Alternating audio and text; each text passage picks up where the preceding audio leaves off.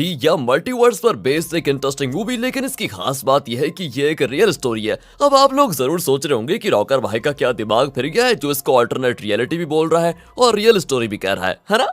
लेकिन मैं बिल्कुल ठीक कह रहा हूँ दोस्तों। वैसे अगर 1800 में या 1900 में किसी ने कहा होता कि ऑल्टरनेट रियलिटी के लोग हमारे बीच आ रहे हैं तो शायद ही कोई उसे सच मानता, क्योंकि ऑल्टरनेट रियलिटी से आने वाले लोग कब आ जाते हैं कब गायब हो जाते हैं ये कोई पता नहीं लगा सकता, क्योंकि उस वक्त ऐसी टेक्नोलॉजी थी नहीं, इसलिए लोग मल्टीवर्स को सच नहीं मानते थे। लेकिन मॉडर्न टेक्नोलॉजी के आने के बाद जहां हर तरफ सीसीटीवी कैमरास लगे हुए हैं, ऑल्टरनेट रियलिटी से आने वाले लोगों को आसानी से ट्रैक किया जा सकता है और उन्हें गायब होते हुए भी देखा जा सकता है। तो इस मूवी में एक औरत ट्रेन टिकट खरीदने आती है, लेकिन वो एक ऐसी जगह की टिकट मांगती है जिसका नाम किसी भी मैप में नहीं होता। अब बुकिंग क्लर्क कंफ्यूज हो जाता है, पर वो कहती है मैं तो अक्सर यहाँ से ट्रेन पकड़कर उस जगह पर उतरती हूँ। तो क्या ये औरत सच कह रही है और इसकी बातों के पीछे कौन सा राज छुपा हुआ है? क्या वो क्लर्क उस राज का पता लगा पाया? यही तो इस मूवी की कहानी है। तो चलिए देखते हैं ये अमेरिकन साइंस फिक्शन मूवी जिसका नाम है द कम्यूटर। तो आप बस आखिर तक बने रहिएगा क्योंकि फुल एंजॉय आने वाला है।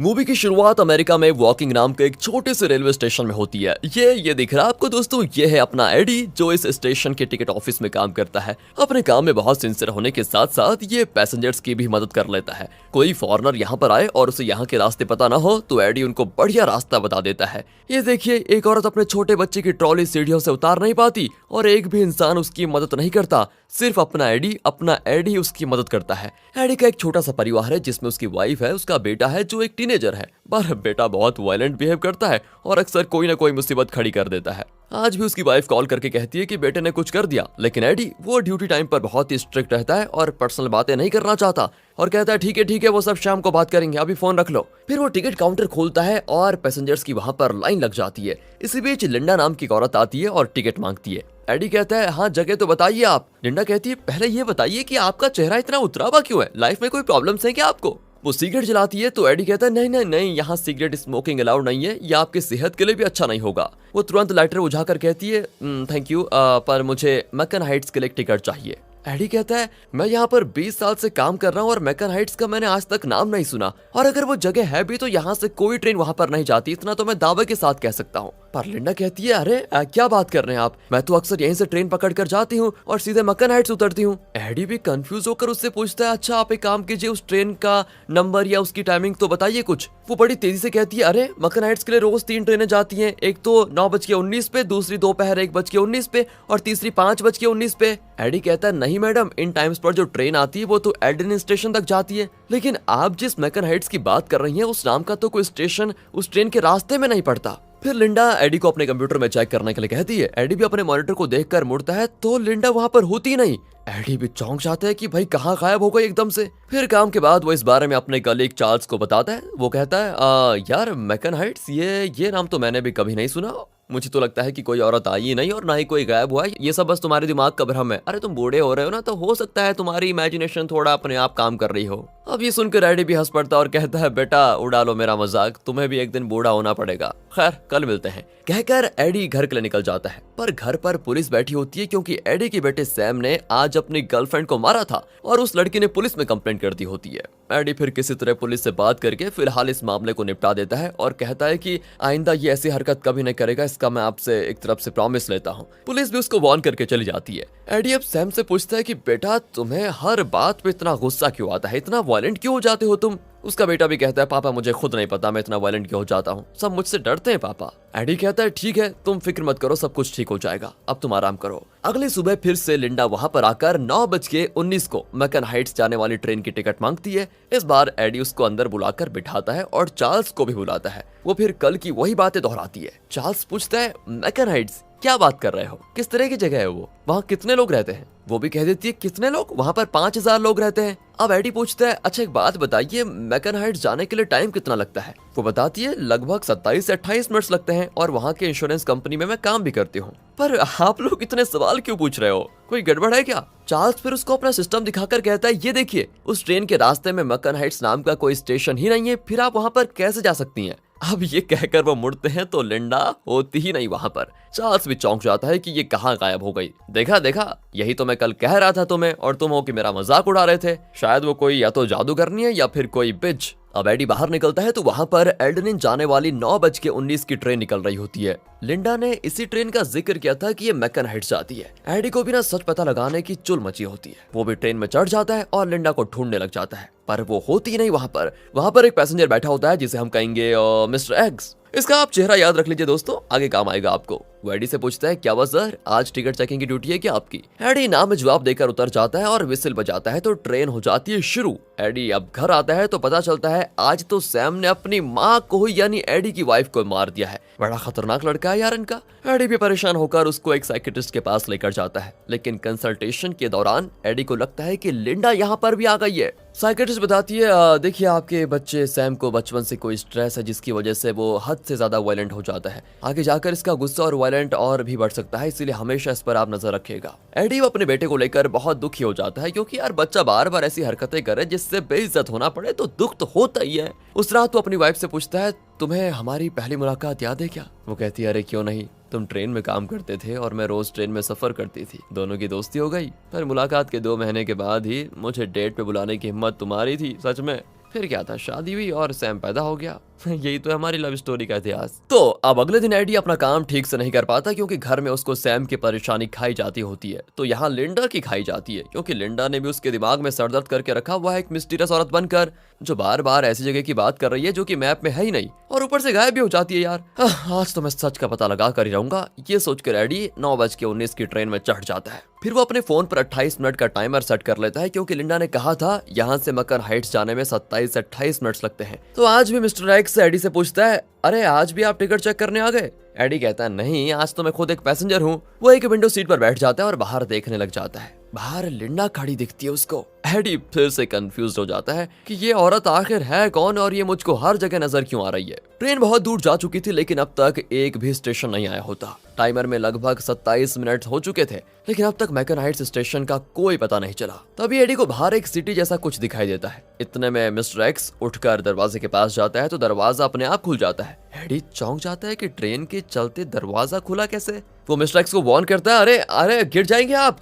पर मिस्टर एक्स तो चलती ट्रेन से नीचे कूद जाता है। एडी की कुछ समझ में नहीं आता, उसको मतलब एक तरफ से कहते हैं ना सदमा, वो हो जाता है। उसका टाइमर भी 0 पे आ चुका था। तो क्या यही वो मैकन हाइट्स है? ये सोचकर एडी भी ट्रेन से कूद पड़ता है और तब वो देखता है कि उस ट्रेन से कई लोग इस जगह पर कूद रहे हैं और एक पहाड़ पर चढ़कर उस सिटी की ओर जा रहे हैं। एडी भी बिना कुछ सोचे समझे उनके साथ चलने लग जाता है और उस सिटी में पहुंच जाता है। वहाँ बड़े बूढ़े बच्चे सभी साथ में होते हैं। एडी फिर वहाँ के एक रेस्टोरेंट में जाता है तो वेट्रेस उसका स्वागत करती है और पूछती है, what would you like to have sir? एडी चाय मांगता है। वो तुरंत चाय ला कर देती है और साथ ही बताती है, ये एप्पल केक है जो मैंने खुद बनाया है, आप चाख के बताइए जरा कैसा है। एडी केक खाता है तो बिल्कुल मंत्रमुग्ध हो जाता है क्योंकि इतना टेस्टी केक उसने लाइफ में कभी नहीं खाया था। वो बाहर आता है तो एक कपल उससे टकरा जाते हैं। वो आदमी कहता है, सॉरी सर, हमारी आज एंगेजमेंट हुई है इसीलिए जरा हंस खेल रहे थे, आपसे टकरा गए, उसके लिए बहुत बहुत सॉरी, प्लीज माफ कर दीजिए। एडी भी कहता है, कोई बात नहीं, आप दोनों बधाई हो आप दोनों को। वो थैंक यू कहकर चले जाते हैं। ये जगह, यहाँ के लोगों का बर्ताव, ये सब एडी का दिल जीत लेते हैं भाई।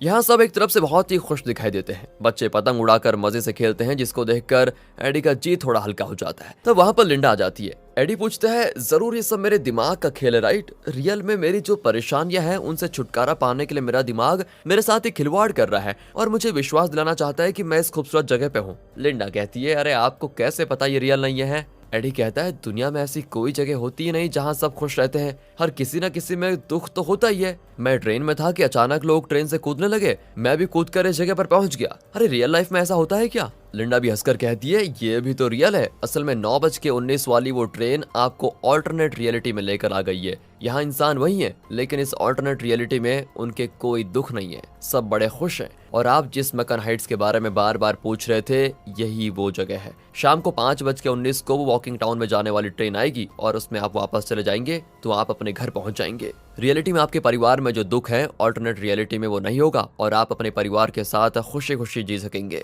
एडी की समझ नहीं आता कि ये कह क्या रही है और जो वो कह रही है वो कैसे पॉसिबल है। फिर भी वो 5:19 तक वही इंतजार करता है। बाकी लोग भी उसी की तरह 5:19 की ट्रेन के लिए वहां पर वेट कर रहे होते हैं और जिस तरह चलती ट्रेन से ये कूदे थे उसी तरह चलती ट्रेन में सब चढ़ने लग जाते हैं। आखिरकार एडी वॉकिंग स्टेशन पहुंच जाता है। उसे लगता है कि ऑल्टरनेट रियलिटी में जाकर खुशी तो मिली लेकिन आज के बाद वो वहां पर नहीं जाएगा। ये निश्चय करके वो घर जाता है। लेकिन ये क्या, उसकी वाइफ आज कुछ ज्यादा ही एक्टिव और खुश नजर आ रही है, दिखने में बहुत खूबसूरत भी लग रही है। एडी भी कंफ्यूज होकर अपने बेटे सैम के कमरे में जाता है, लेकिन वहाँ सैम होता ही नहीं, बल्कि वो कमरा एक स्टोर रूम की तरह दिखता है। उसकी वाइफ कहती है, तुम इस कमरे में क्यों आ गए हैं? अरे याद है क्या, ये कमरा हमने अपने होने वाले बच्चे के लिए तैयार किया था, लेकिन हमारी किस्मत तो देखो, ना तो हमारा कोई बच्चा हुआ और ना इस कमरे को कोई यूज कर पाया। और ये सुनकर एडी को लगता है धक्का, क्योंकि वो जाता है चौंक कि ये हुआ है कैसे। उसे लगा था कि मैकन हाइट से वापस आने से वो ऑल्टरनेट रियलिटी से निकलकर अपनी रियलिटी में आ गया है, लेकिन सच तो यह है कि वो अब भी ऑल्टरनेट रियलिटी में ही है और उसी ऑल्टरनेट रियलिटी में वो वॉकिंग टाउन में रह रहा है। इस ऑल्टरनेट रियलिटी में उसका कोई बेटा नहीं है जो उसको परेशान करे, इसलिए उसकी वाइफ भी बहुत खुश दिखाई दे रही है। खैर, जो हो गया सो हो गया, ये सोचकर एडी अगले दिन काम पे जाता है। वहाँ वो फिर उसी औरत की मदद करता है जो अपने बच्चे की ट्रॉली को नीचे नहीं उतार पा रही थी, लेकिन इस बार और भी कई लोग मदद के लिए आते हैं। वो बच्चा कुछ दबा दबा के खा भी रहा होता है। शुरुआत में आपने देखा होगा कि किस तरह सिर्फ एडी इस औरत की मदद कर रहा था, लेकिन यहाँ ऑल्टरनेट रियलिटी में सब अच्छे लोग हैं और खुशी से दूसरों की मदद कर रहे हैं। अब इस ऑल्टरनेट रियलिटी में एडी कुछ रिसर्च करता है, जिसमें उसको पता चलता है कि एक न्यूज़पेपर आर्टिकल में लिखा था कि मैकन हाइट्स नाम की एक सिटी बनने वाली थी, लेकिन उस प्रोजेक्ट को सरकार ने रोक दिया, जिस वजह से वो सिटी नहीं बनी। फिर एडी इस आर्टिकल को लिखने वाली रिपोर्टर से मिलने जाता है और उस मिस्टीरियस सिटी के बारे में पूछता है। रिपोर्टर बताती है, मुझे उस सिटी प्रोजेक्ट के बारे में अच्छी तरह याद है, वैसे आप कितनी बार वहां पर गए हैं? एडी कहता है, मैं तो एक ही बार गया हूँ मैकन हाइट्स। रिपोर्टर बताती है कि आपकी तरह कई लोग आकर मुझसे उस सिटी के बारे में पूछते हैं और वो कहते हैं कि वो उस सिटी में कई बार गए हैं। फिर वो एडी को कुछ डॉक्यूमेंट्स दिखाती है और बताती है, मैकन हाइट्स एक बहुत बड़े आर्किटेक्ट का सपना था। वो एक शानदार सिटी को बनाना चाहता था, लेकिन किसी वजह से उसका प्रोजेक्ट पास नहीं हुआ और अपने ड्रीम प्रोजेक्ट को रुकते देखकर वो बर्दाश्त नहीं कर पाया और बेचारा चल बसा। फिलहाल वो तो एकदम खाली जगह है, पर हाँ, कुछ लोग कहते हैं कि वहाँ पर सच में एक सिटी है जहाँ पर हर कोई बहुत ही खुश है और सभी चैन से रहते हैं। उनकी बातें सुनकर मैंने भी कई बार ट्राई किया मैकन हाइट्स जाने का, लेकिन न जाने क्यों उस जगह पर मेरे लिए ट्रेन का दरवाजा ही नहीं खुलता है, इसलिए मैं वहाँ पर जा ही नहीं पाई। लोग कहते हैं कि सिर्फ कुछ ही लोगों को मैकन हाइट्स जाने का मौका मिलता है। फिर उन डॉक्यूमेंट्स में एडी को लिंडा की फोटो मिलती है। वो रिपोर्टर से पूछता है तो वो बताती है कि ये उस आर्किटेक्ट की बेटी है जो मैकन हाइट्स सिटी बनाना चाहता था। बेचारी बहुत दुखी थी उस समय। अगर उसके पापा का ड्रीम प्रोजेक्ट पास हो जाता तो शायद वो इस वक्त जिंदा होते, लेकिन अचानक वो लड़की भी अचानक कहाँ गायब हो गई। एडी को और ज्यादा जिज्ञासा होने लग जाती है कि ये तो मिस्ट्री के अंदर और भी मिस्ट्रीज खुलती जा रही हैं, इसके पीछे का राज क्या है भाई। फिर वो काम के टाइम पे भी पुराने न्यूज़पेपर्स पढ़कर देख रहा होता है। इतने में चार्ल्स आ जाता है और कहता है कि आज मुझे जल्दी जाना है यार, मेरा बेटा स्कूल ड्रामा में हिस्सा ले रहा है। एडी हंसता है कि तेरी शादी हो गई क्या जो तेरा बेटा हो गया? चार्ल्स कहता है, यार मजाक मत कर यार, लेट हो रही है। अरे मेरे 3 बच्चे हैं यार। पर किस्मत का खेल तो देखो, मेरे 3 हैं और तुम्हारा एक भी नहीं। असल में दोस्तों, ऑल्टरनेट रियलिटी में चार्ल्स के 3 बच्चे हैं और एडी की कोई संतान ही नहीं है। तब जाकर एडी को अपने बेटे की याद आती है और वो तुरंत ट्रेन के पास जाता है जहां उसे अपना बेटा सैम दिखाई देता है। वो बिल्कुल फैसला कर लेता है कि ऑल्टरनेट रियलिटी में खुशी जरूर है, लेकिन मुझे मेरा बेटा चाहिए, चाहे वो मुझे कितने दुख क्यों ना दे दे, मुझे अपना बेटा चाहिए। ये फैसला करके वो ट्रेन में चढ़ जाता है। ठीक 28 मिनट के बाद दरवाजा अपने आप खुलता है और एडी नीचे कूद पड़ता है। वो उसी रेस्टोरेंट में जाता है जहां पर वही वेट्रेस फिर एप्पल केक सर्व करती है। एडी मजे से खाकर बाहर आता है तो वही यंग कपल उसे फिर से टकरा जाते हैं और इस बार भी वो बताते हैं कि हमारी नई एंगेजमेंट हुई है, खेल खेल में हम आपसे टकरा गए, सॉरी सर। एडी फिर बधाई देता है तो वो थैंक यू कहकर चले जाते हैं। एडी समझ नहीं पाता कि पिछली बार एग्जैक्टली यही हुआ था और आज भी वही हो रहा है। कंफ्यूजन में वो एक जगह पर बैठ जाता है। एक कपल को अपने बेटे के साथ देखकर एडी को अपने बेटे सैम की याद आ जाती है। वो लिंडा को ढूंढता है पर वो कहीं नहीं दिखाई देती। एडी भी परेशान होकर वापस ट्रेन में चढ़ जाता है और वॉकिंग टाउन पहुंच जाता है, पर अब भी वो ऑल्टरनेट रियलिटी में ही जी रहा है। उस रात अचानक दूसरे कमरे से आवाजें आती है, लेकिन वहां पर कोई नहीं होता। फिर वो अटारी की ओर चढ़ता है तो लगता है जैसे ग्रेविटी रिवर्स हो गई हो। वो एक व्हाइट कलर के कमरे में पहुंचता है जहां पर एक पुराना टीवी और एक वीडियो कैसेट प्लेयर होता है। उसमें एक कैसेट होता है जिसे एडी प्ले करता है। उसमें सैम की बचपन की वीडियोस होती हैं। एडी बहुत दुखी होता है और वो किसी भी तरह बस अपने बेटे को वापस पाना चाहता है। अगले दिन वो फिर उस ट्रेन में मैकन हाइट्स पहुंच जाता है। वहां वो हर किसी से लिंडा के बारे में पूछता है, लेकिन एडी अब रियलाइज करता है कि यहाँ के सारे लोग अपनी रियलिटी में किसी